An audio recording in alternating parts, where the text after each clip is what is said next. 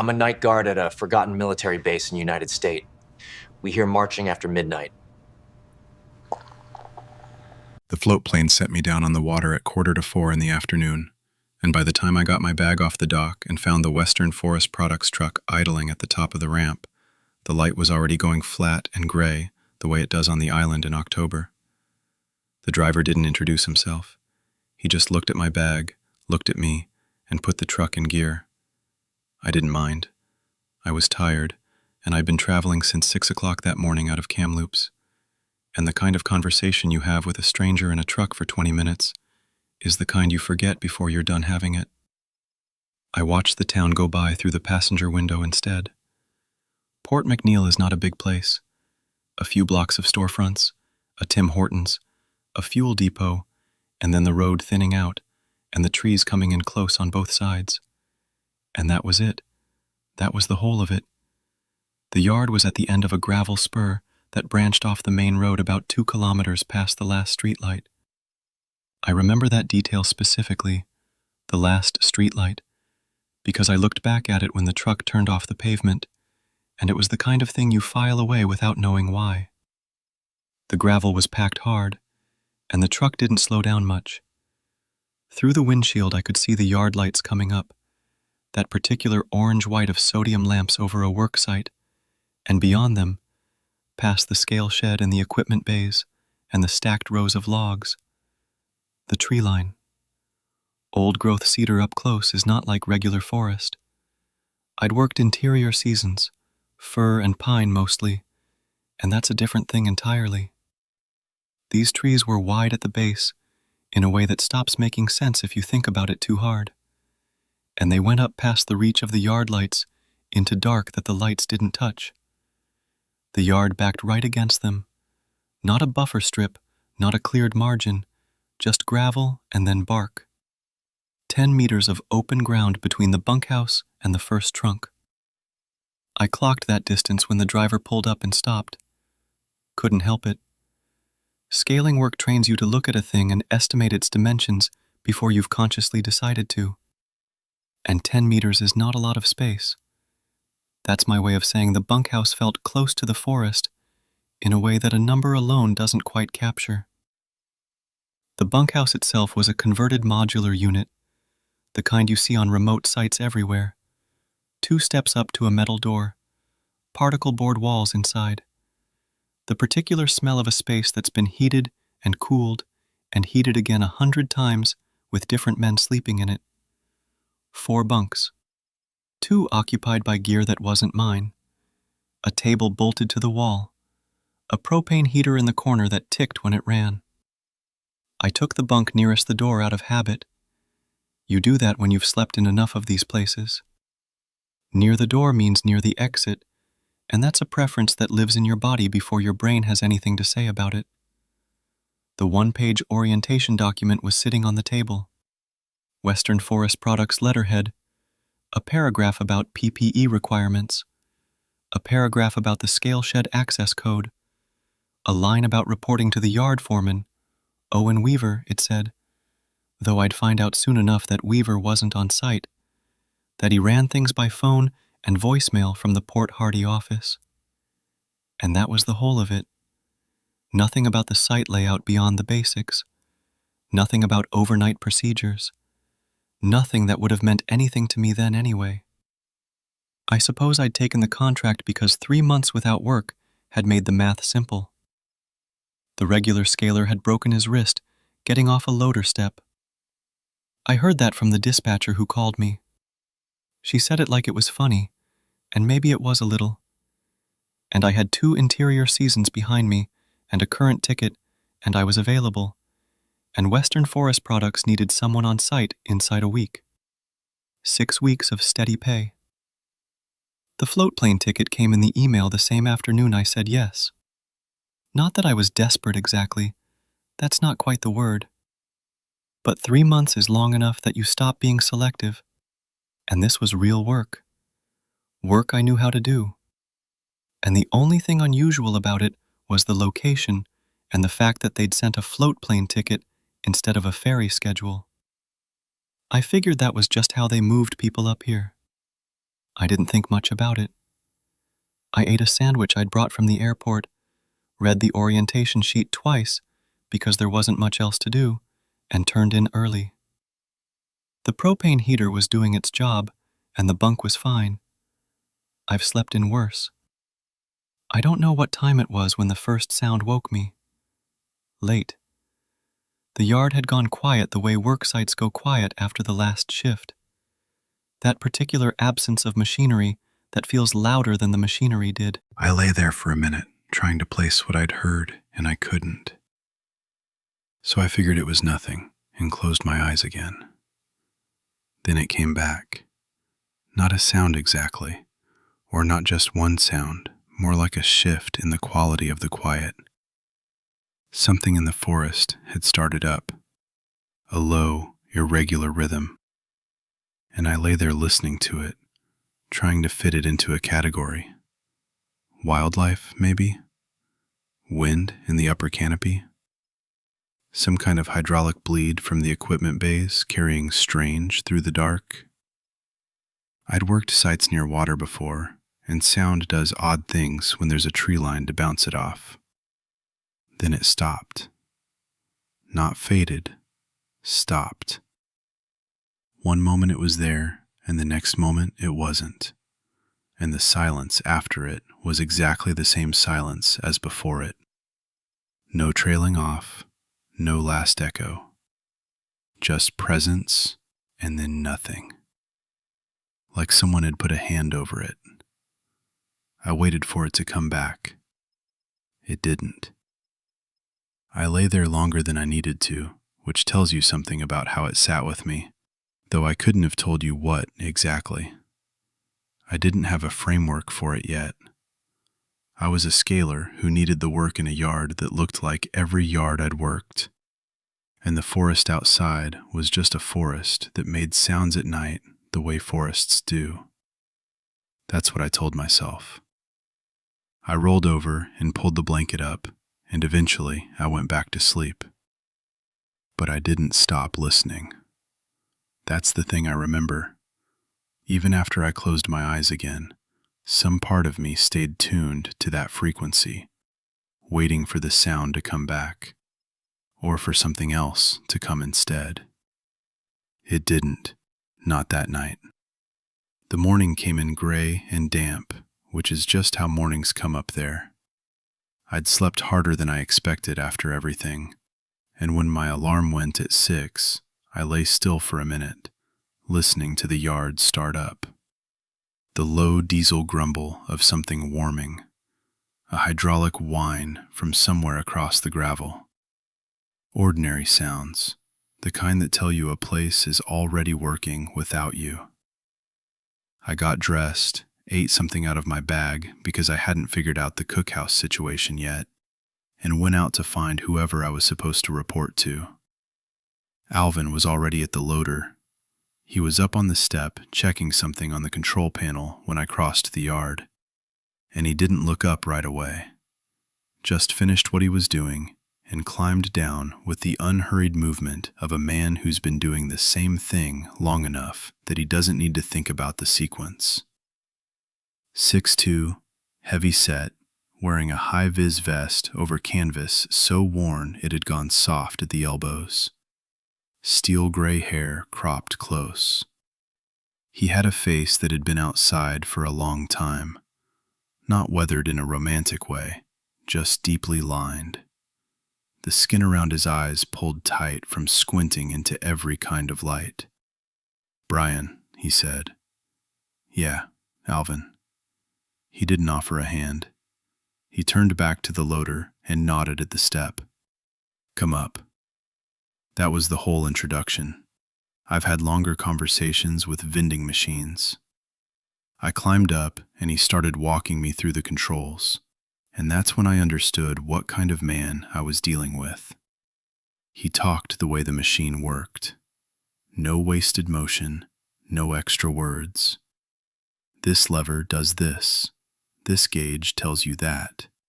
You watch this number here, and if it drops below that mark, you stop and you call it in.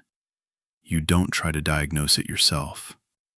He pointed at things with 2 fingers flat against the panel and waited until I'd actually looked at what he was pointing at before he moved on. Some guys give you the tour and they're really just listening to themselves talk. Alvin was actually teaching. There's a difference, and you feel it pretty quick. I'd run loaders before, not this model, but similar enough, and I told him so. He said good and adjusted his pace accordingly, skipping past the basics and getting into the site-specific stuff. Where the soft ground was, which section of the deck was uneven, how the logs coming off the water tended to run wet and needed an extra pass on the scale before you logged the weight. Practical things.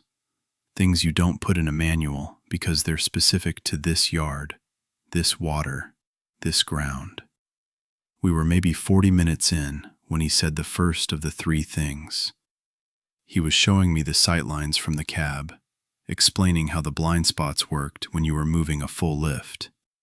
And without changing his tone at all, he said to use the lit path between the bunkhouse and the scale shed when I was moving around the yard after dark. Not the shortcut across the gravel. The lit path. The one that ran along the equipment side. He said it the same way he'd said everything else. Flat, informational, like he was telling me which gauge to watch. I said, sure. Made sense. Didn't think twice about it. The path was there. It was lit. Using it was the obvious choice. I'd worked enough yards to know that nighttime navigation in a working site is how people get hurt. You step wrong in the dark near a deck and you're done. So I filed it under common sense from a senior man and kept my eyes on the controls. The second thing came about 10 minutes later. He'd climbed down by then, and I was in the cab running through the lever sequence while he watched from the ground. And he called up that I should keep my flashlight away from the tree line after dark. He said the beams scattered off the bark and disoriented wildlife. And disoriented wildlife near a working yard was a problem nobody needed. Deer, he said, maybe bear. He said it in a way that suggested he'd seen it cause problems before, and that was enough for me. I've worked near enough wilderness to know that's actually true, by the way. A flashlight into dense brush at night does strange things.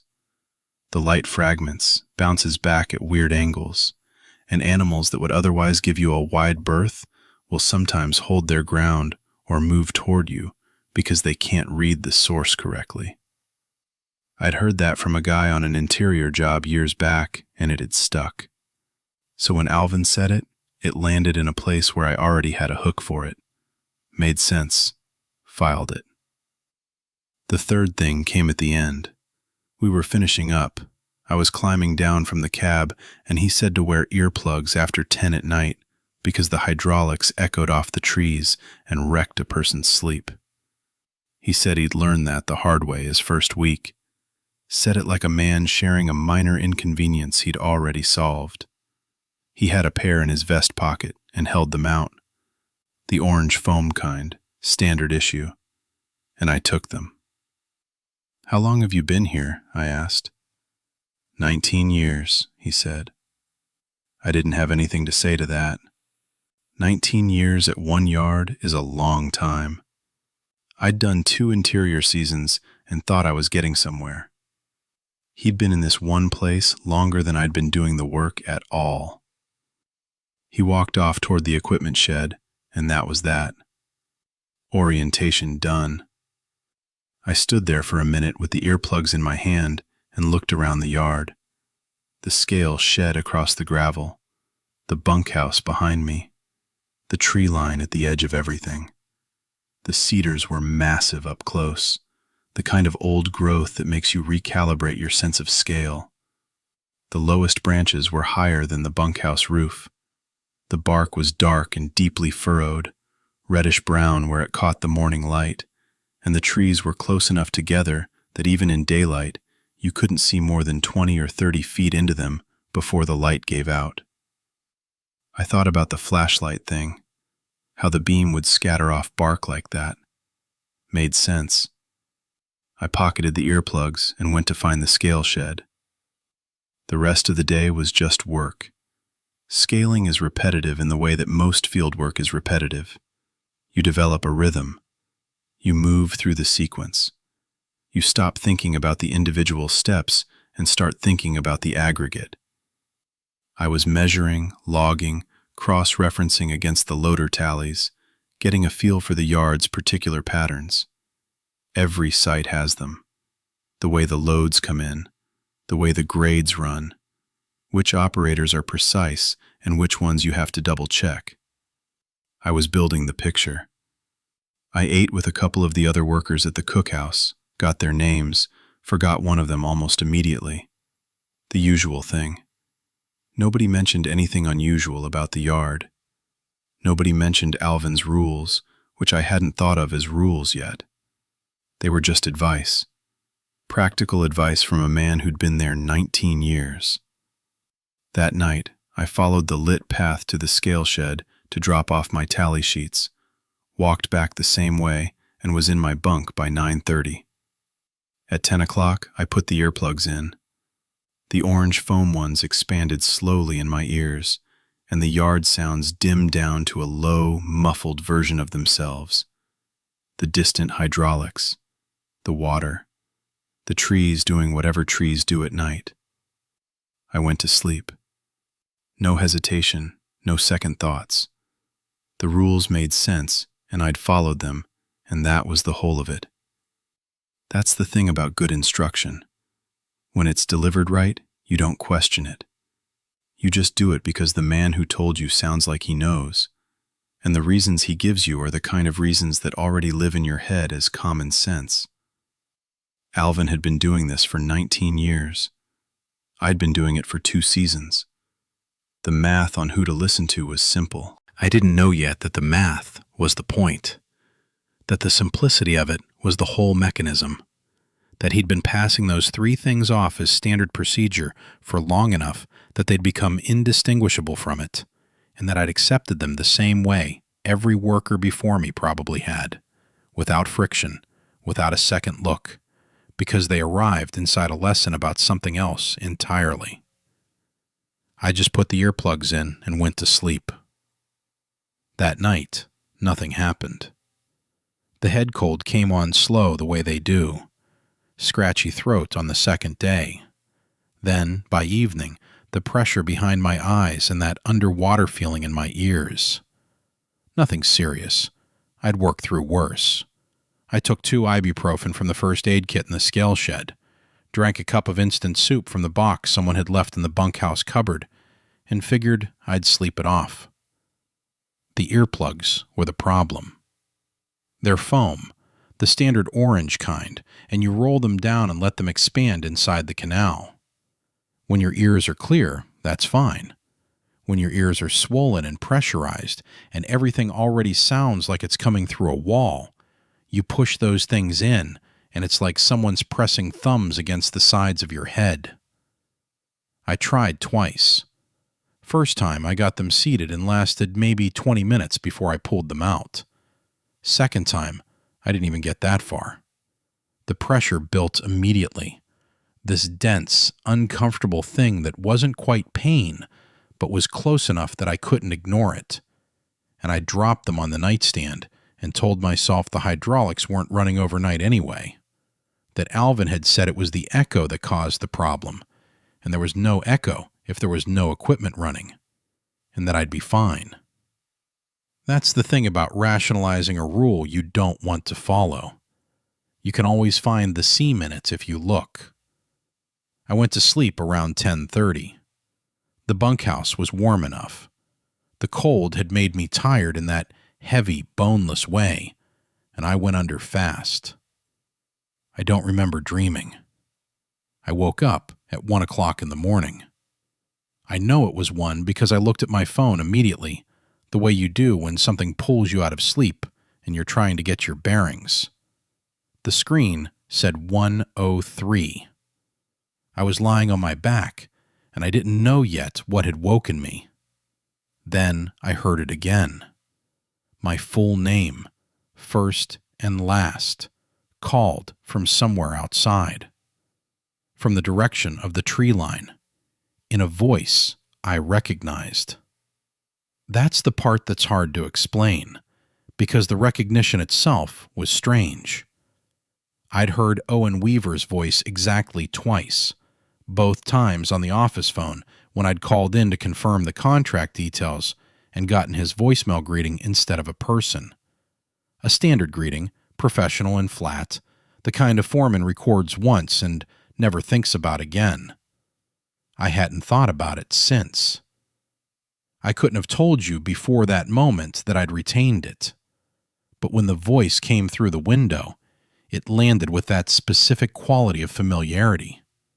Not, I know this voice as a conscious thought, but the body-level recognition that happens before the thought.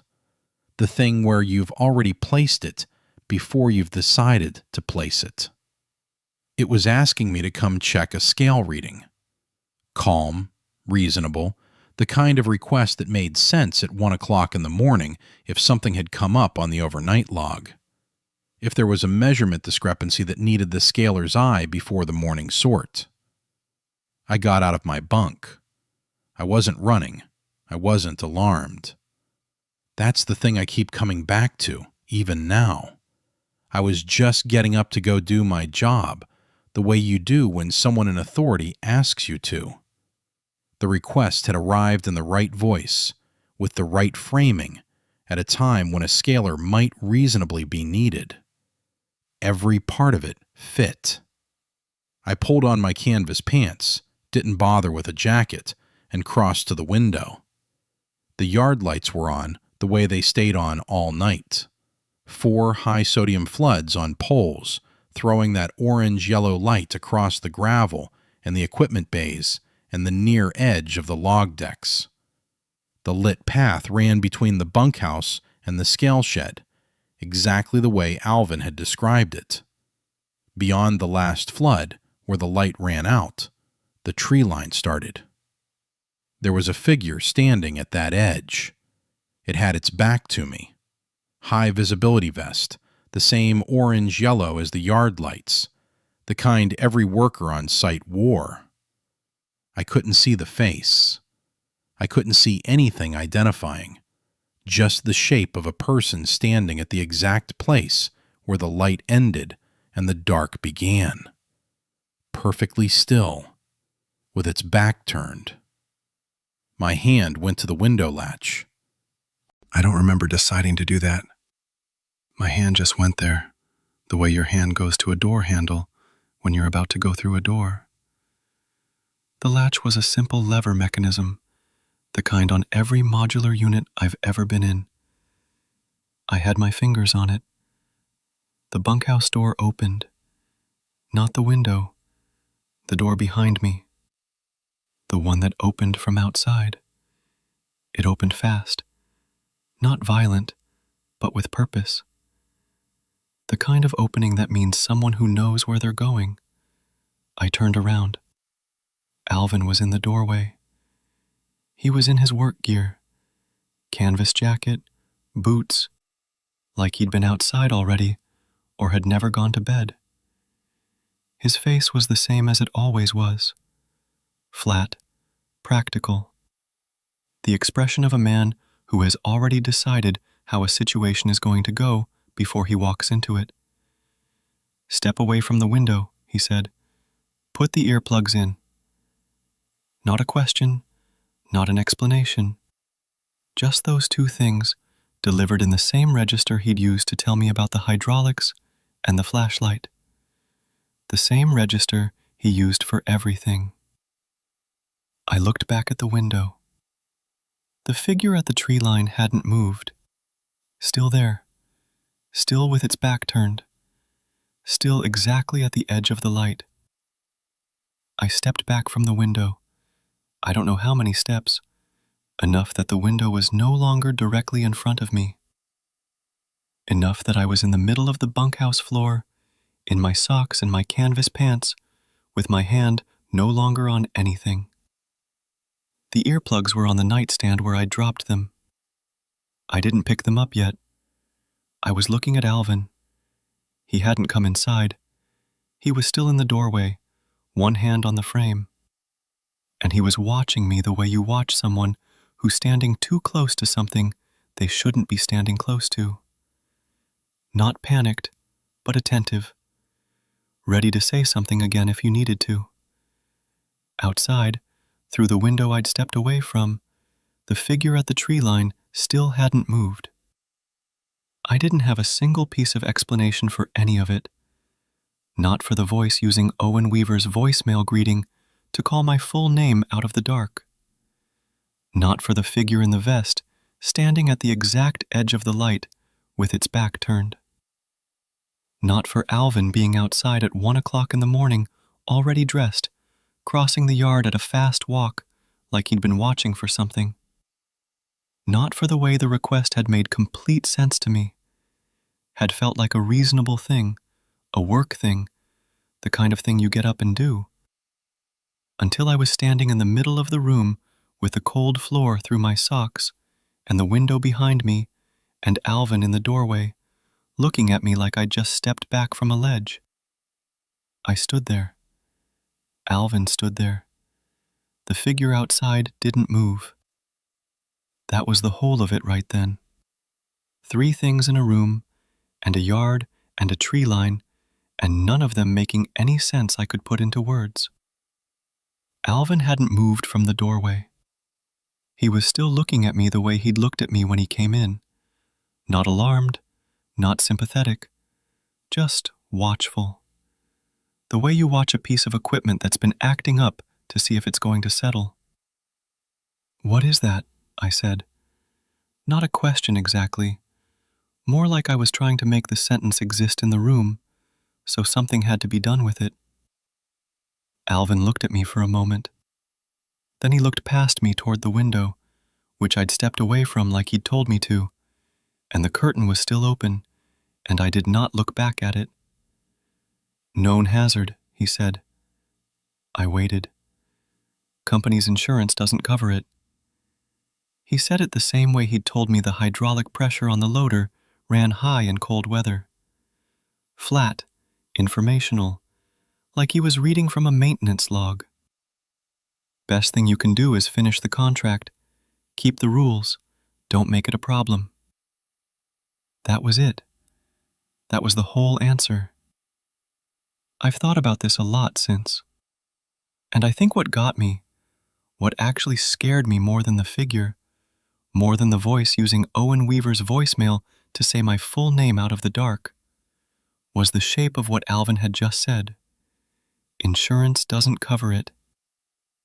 That's not a man telling you something is unexplained. That's a man telling you something has been assessed, filed, run through a process.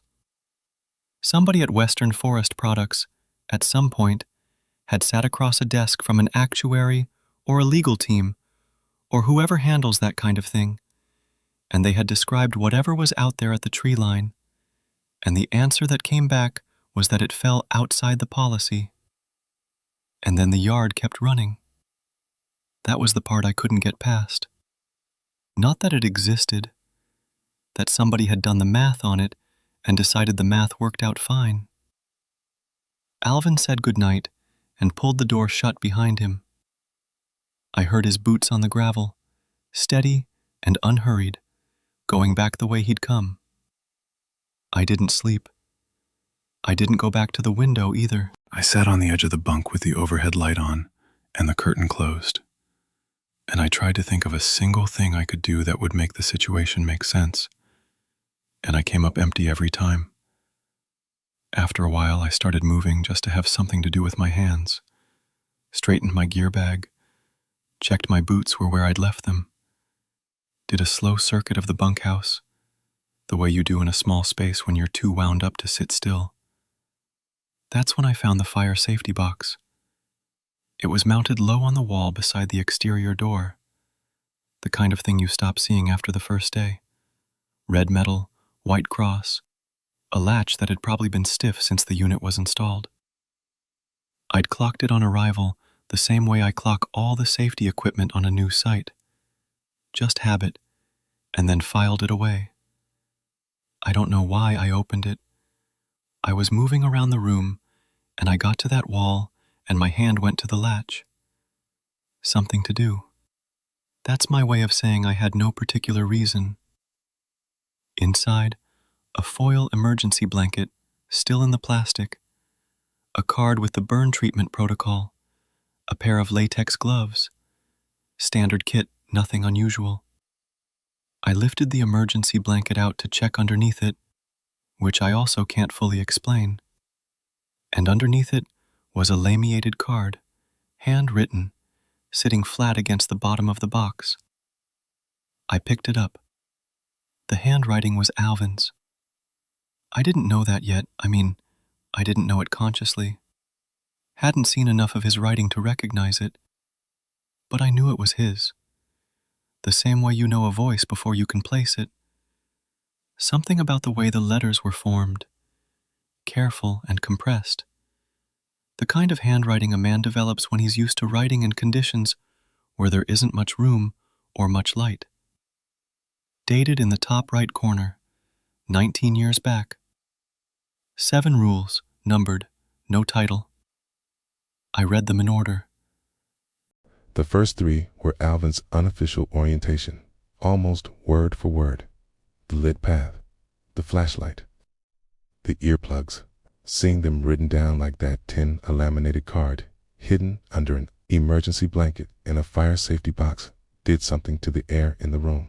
I stood there under the overhead light, and I read them again, and they were still the same words he'd said to me on the first morning while he was demonstrating the loader controls. And they were completely different things now. Rule 4. I'm going to say it the way it was written, 'cause I've been saying it in my head for long enough that I've got it exact. If you hear your name called from the tree line after the yard lights are on, do not answer and do not go to the window. It has already seen your face. It is using your voice now, not its own. I've read that sentence twice. Times it landed the same way. I thought about the night before, the second night, the one where I'd had the earplugs in and something had come through, muffled and indistinct. A rhythm I decided was probably the hydraulic echo, and gone back to sleep. I thought about whether that had been my name.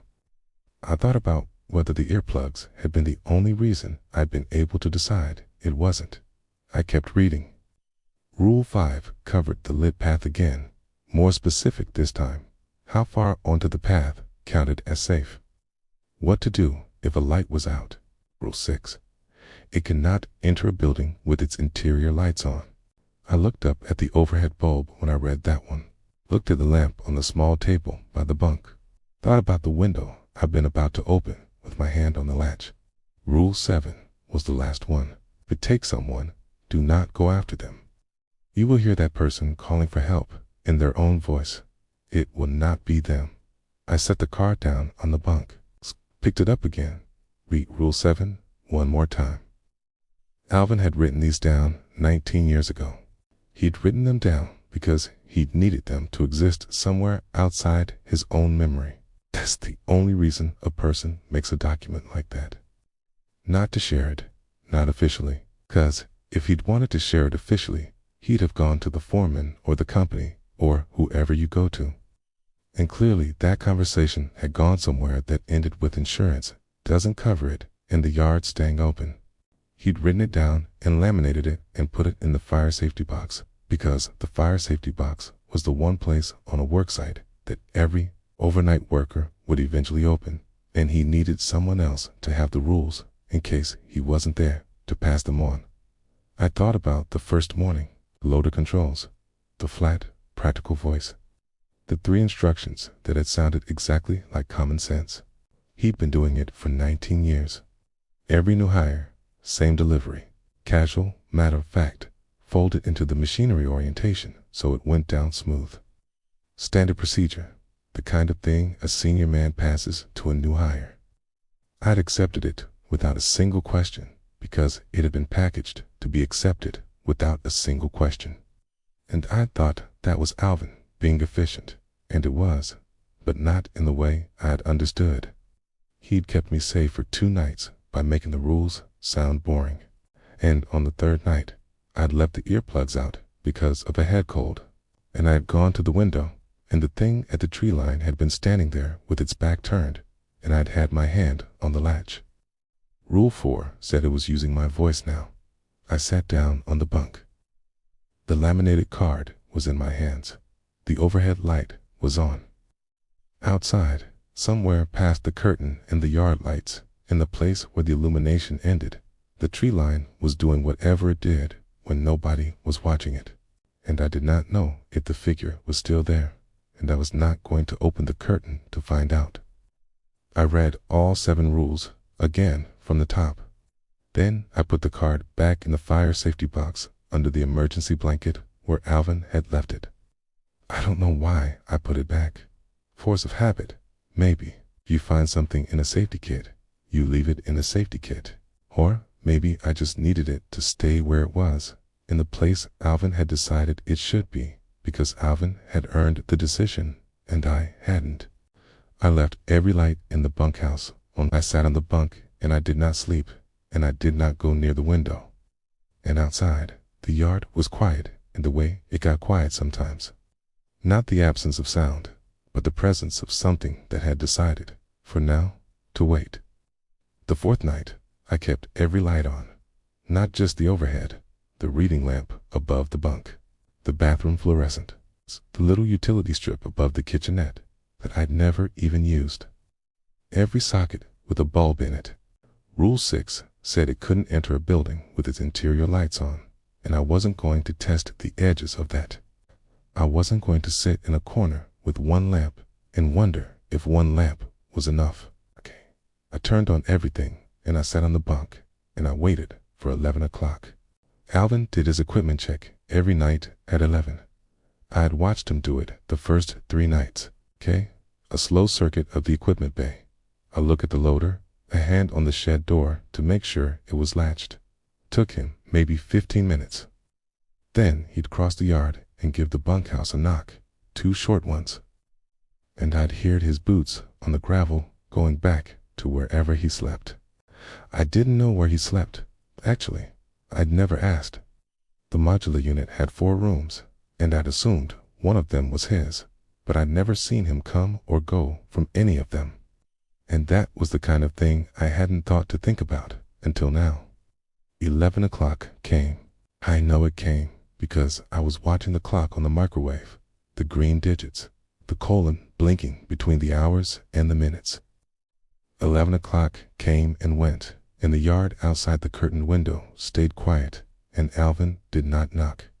I gave it 20 minutes, told myself he was running late, told myself equipment checks don't always run on schedule, told myself a lot of things.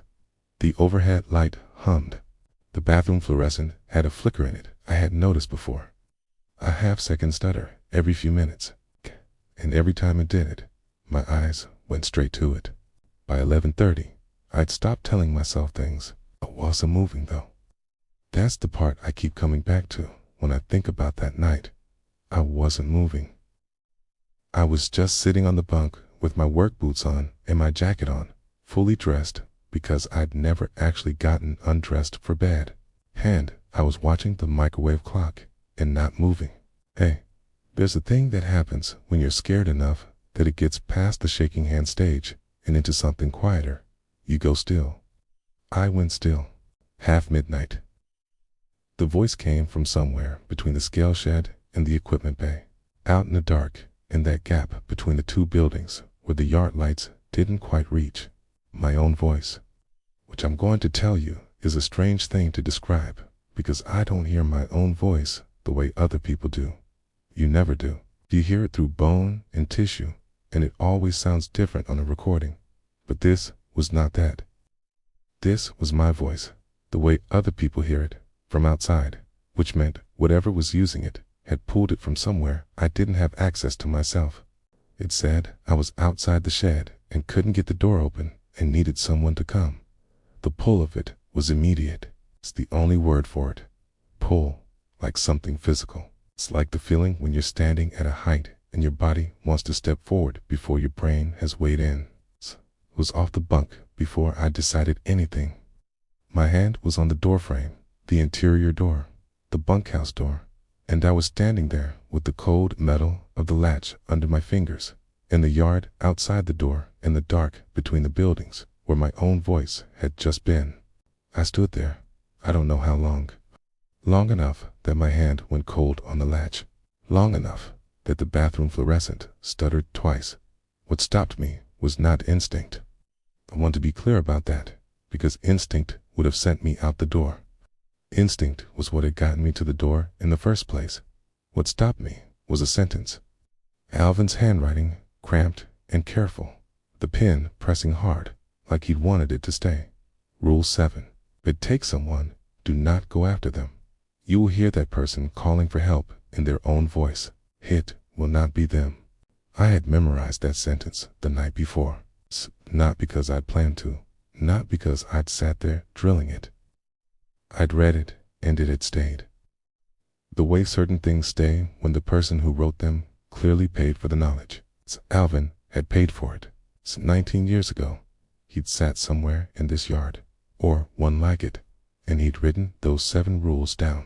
Then he'd laminated the card and put it in the fire safety box and spent the next 19 years passing the important parts off as standard procedure, quietly, to every new hire who came through. He'd pass them to me on the first morning with his hand on the loader controls and his voice completely flat. The sentence stopped me. Not me. The sentence. That's an important distinction, and I don't know how else to make it. I let go of the latch. I stood in the middle of the bunkhouse for a moment, with my hands at my sides and my own voice still doing something out there in the dark between the buildings. The words cycling, the request repeating. And I turned my back on the door, and I crossed to the foreman's office. The foreman's office was a partitioned section at the end of the modular unit. Desk and a filing cabinet and a wall-mounted VHF radio bolted at eye level. It's a kind of fixed marine unit that doesn't go anywhere and doesn't need to because it's always supposed to be right there. I turned on every light in the room. Desk lamp overhead, the fluorescent strip above the filing cabinet. Then I sat down in front of the radio. The GPS coordinates for the yard were on a laminated sheet taped to the wall beside the radio. Someone had thought to put them there, whoever had set up the office. And I had one clear thought about that person. Whoever they were, they'd understood that in an emergency, you don't always have time to look things up. I keyed channel 16. My voice, my actual voice, went out across broad and straight. I gave the yard's coordinates. I gave Alvin's name, his full name, Alvin Marquez, senior equipment operator. I said a worker was missing during overnight shift and gave the time. I said it all once, and then I said it all again, because that's what you do. You say it twice, so whoever's listening knows it wasn't static. Then I let go of the key and sat there. The radio hissed out in the yard, between the scale shed and the equipment bay. My voice had gone quiet. I don't know when exactly.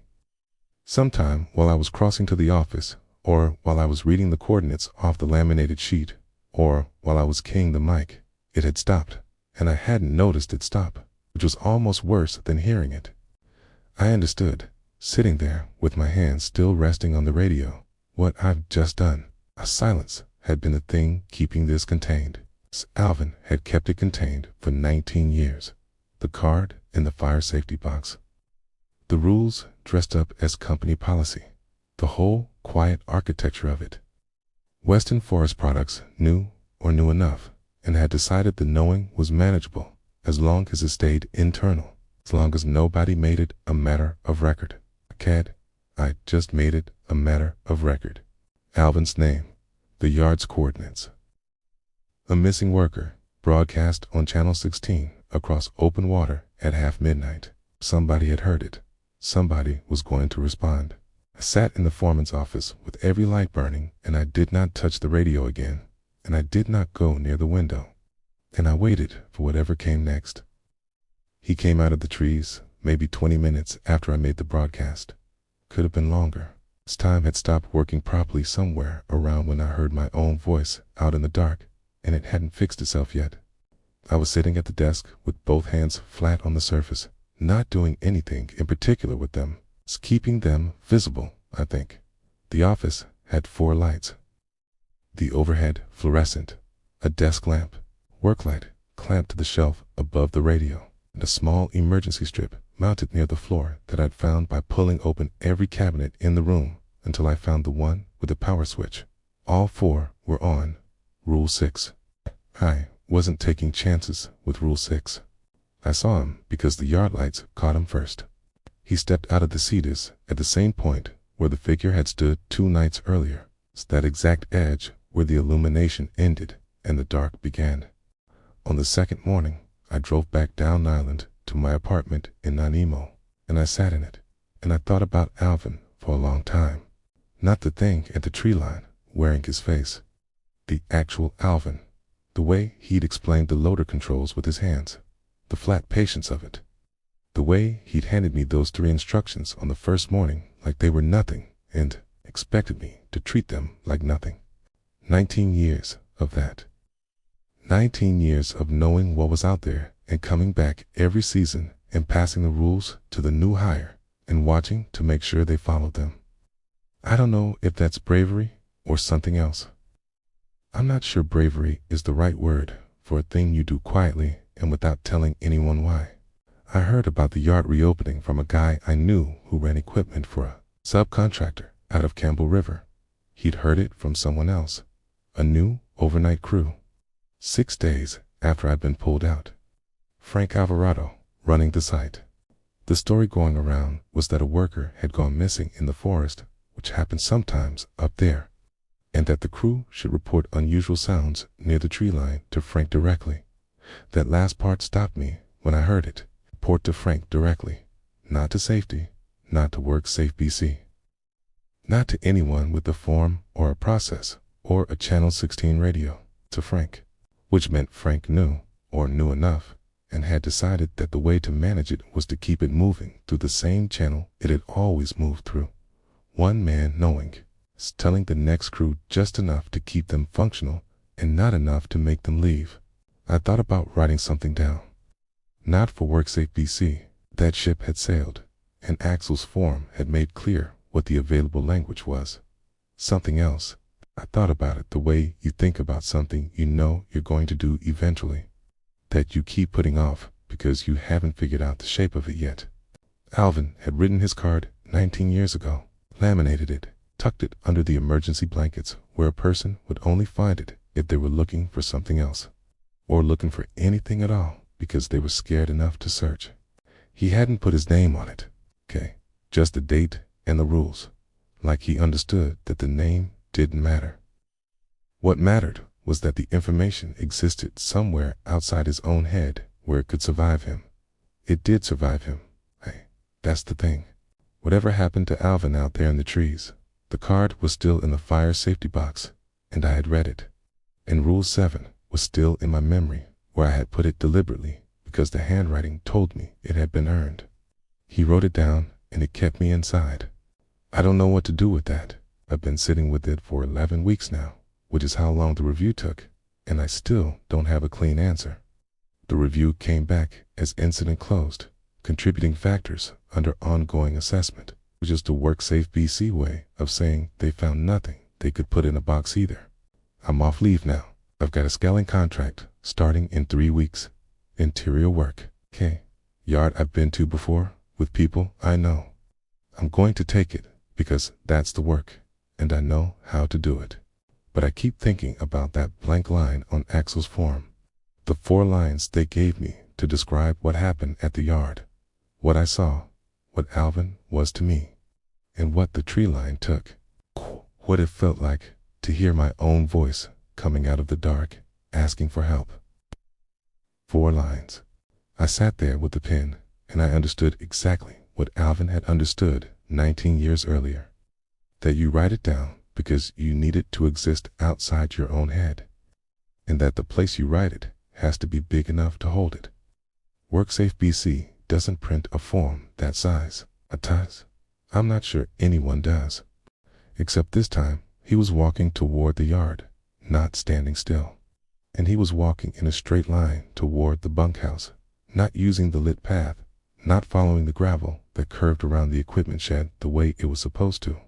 Just a direct line across open ground. It's the way you'd walk if you'd forgotten the path existed, or if the path had never mattered to you. I recognized the vest, orange hives, the Western Forest Products logo on the back. I recognized the build, the way he moved. It was Alvin's walk, the slightly forward lean he had, like he was always heading into a headwind that wasn't there. My hands pressed harder against the desk surface. He crossed the yard and stopped at the bunkhouse door. Just stopped, stood there with his back to me, facing the bunkhouse door. Still didn't move, didn't knock, didn't reach for the handle. Just stood there the way the figure had stood 2 nights ago. And I thought about Rule 4, about how it used a voice that wasn't its own. And I thought about the card in the fire safety box in Alvin's handwriting. 19 years of it. And I did not move from the chair. I don't know how long he stood there. Long enough that I started counting my own breaths and lost track. Somewhere in the 40s. Then he turned around. He turned and looked directly at the foreman's office window. Directly at me. The yard lights were at an angle that put his face in partial shadow, but not enough shadow. I could see his face. I could see him looking at the window, which meant he could see me through it, which meant he knew exactly where I was and had probably known the whole time. I didn't move. Don't think I breathed. He looked at the window for what felt like a long time. Then he turned back toward the forest, unhurried, no change in pace. Right? Walked the same straight line back the way he'd come. He didn't use the lit path going back either. He just walked toward the tree line, and the tree line took him. The cedars closing around him the way they do. No sound, no branch movement that I could see from where I was sitting. Just a man walking into dark, and then no man. I sat there with my hands on the desk, and I didn't hear anything after that. Not my voice. Not Alvin's voice. Not whatever it used when it called Owen Weaver's voicemail greeting out of the dark 2 nights ago. Nothing. The yard was quiet in the way the forest had been quiet on that first night. Not a fading kind of quiet. Not the trailing off of something that was there a moment ago, but an immediate, total absence. Like a switch. Presence, and then nothing. I'd noticed that on the first night and hadn't known what to make of it. I knew now, or I knew enough, which isn't the same thing, but was going to have to do.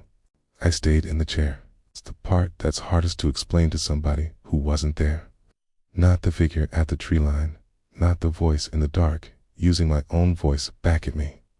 Not even Alvin walking out of the cedars and looking directly at the office window. The hardest part is explaining why I stayed in the chair after all of that. Why I didn't go after him. Because the pull of it, I want to be honest about this, the pull of going outside was still there. Even after everything, a Kiev, even knowing what I knew.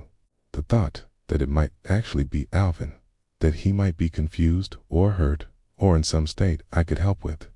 That thought didn't go away just because Rule 7 existed. Rule 7 existed because Alvin had needed to write it down. He'd needed to put it somewhere outside his own head, because he understood that in the moment when you were standing at the door with your hand on the frame and you could hear someone calling for help in a voice you recognized, your own reasoning wasn't going to be enough. He'd written it down 19 years ago because he'd probably stood where I was standing and felt exactly what I was feeling and understood that the only thing that would hold was a rule made in advance. Made cold. Made before the moment arrived. I stayed in the chair because Alvin had written the rule down and I had memorized it. That's the whole of it. The night went on. I don't have a better way to describe it than that.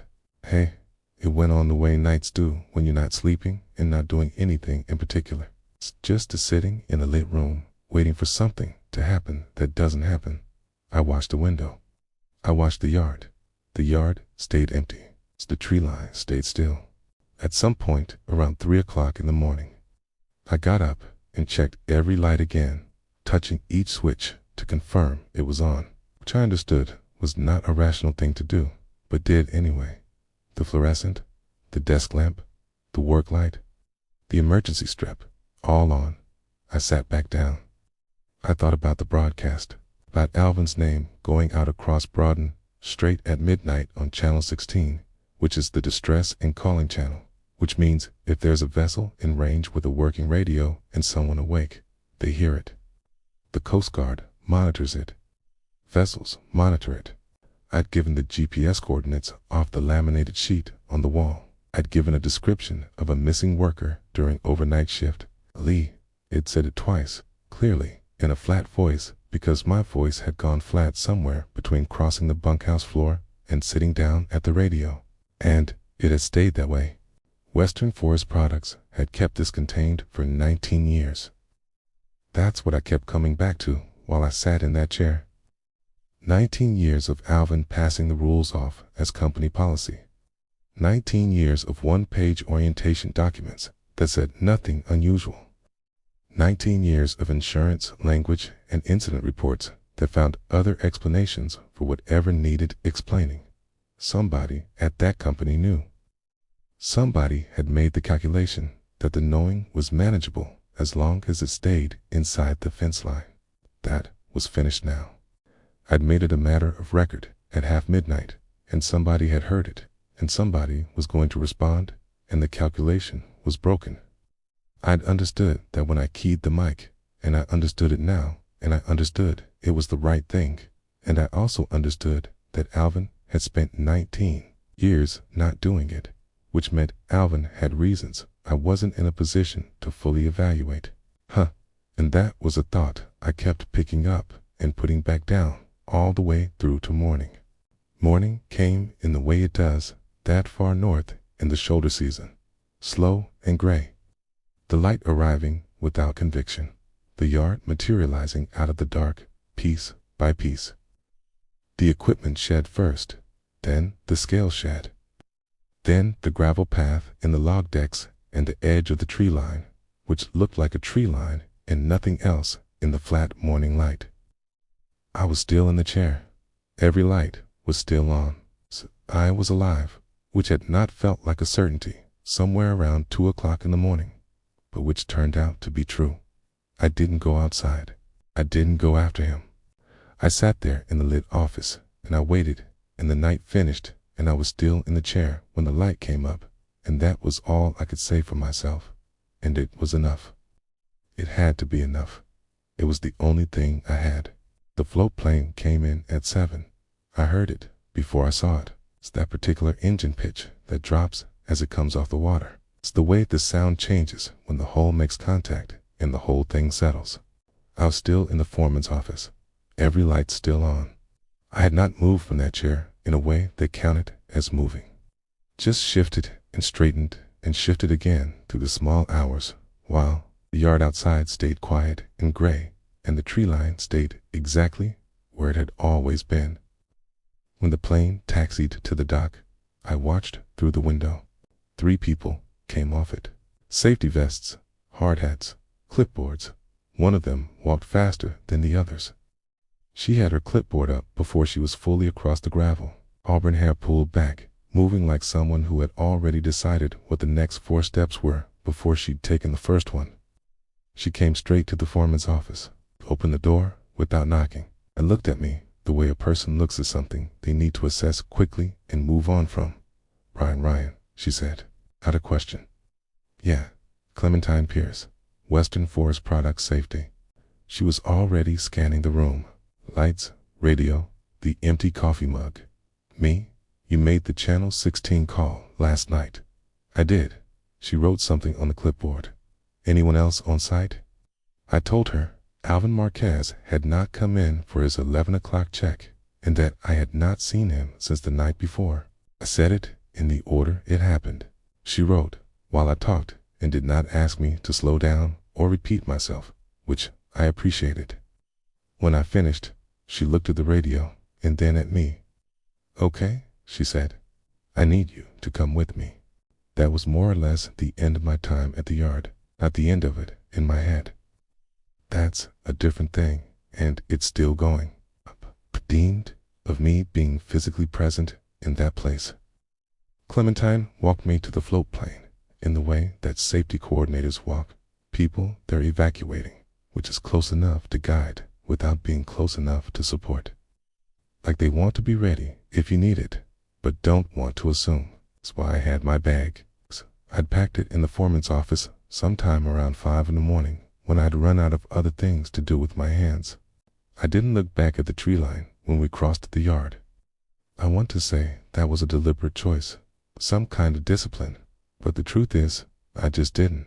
I looked at the gravel in front of me, and then I looked at the plane, a tease, and then I got on it. Port McNeil from the air is a small place. You can see how small from a float plane in a way you can't from the road. The grid of it, the water on 3 sides, the forest pressing in from the 4th. We landed at the harbor, and Clementine walked me to a company truck and drove me to a motel on the main strip that Western Forest Products apparently kept a standing account with, which told me something about how often this kind of thing happened. I didn't ask her what kind of thing she thought this was. Axel Simpson showed up at the motel at 10 that morning. Work Safe BC badge, wire-framed glasses, a collared shirt that looked like it had been ironed that day, which seemed like a lot of effort for a drive out to Port McNeil. He had a form. He had several forms, actually, in a folder, and he laid them on the small table by the window with the efficiency of a man who had done this before and had found that having the forms visible from the start made people more cooperative. He was thorough. I'll give him that. He asked me about the timeline, about Alvin's last known location, about the radio call, about my physical and mental state during the overnight hours. He used the phrase psychological distress event twice before he got to the part where he needed me to write something down, and by the second time, I understood he wasn't describing what had happened. He was offering me the language the form required.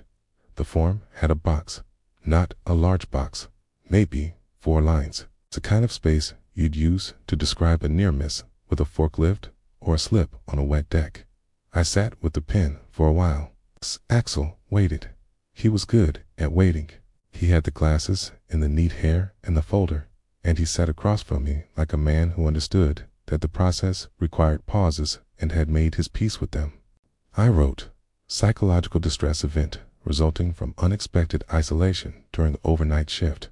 I wrote that I had been unable to locate a coworker and had made a precautionary radio call. I wrote that I was requesting the full review period. Then I signed it and pushed it back across the table, and Axel collected it without reading it in front of me, which was a courtesy, I noticed.